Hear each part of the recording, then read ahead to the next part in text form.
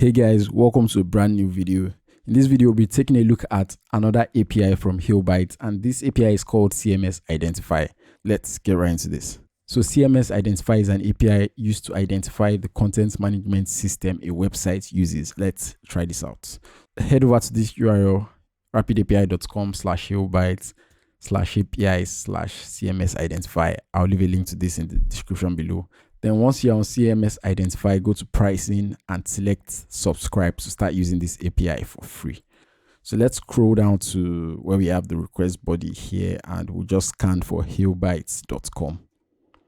Then you can select different code snippets if you want to use this API outside of Rapid API. You want to use this in your code or your website or your software to give you information about the CMS of other websites. You can just copy this simple code and put it in your own code.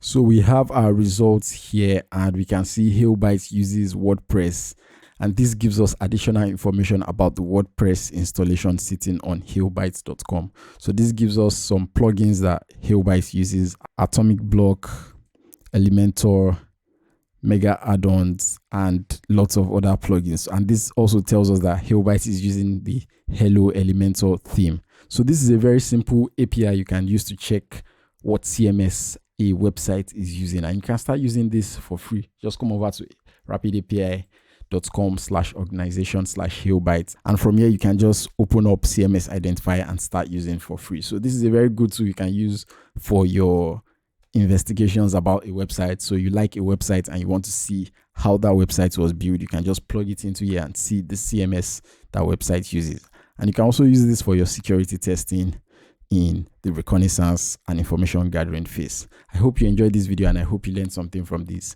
If you did, don't forget to like, comment, share, and subscribe. If you have any questions about this, leave them in the comments below. I'll see you in the next video.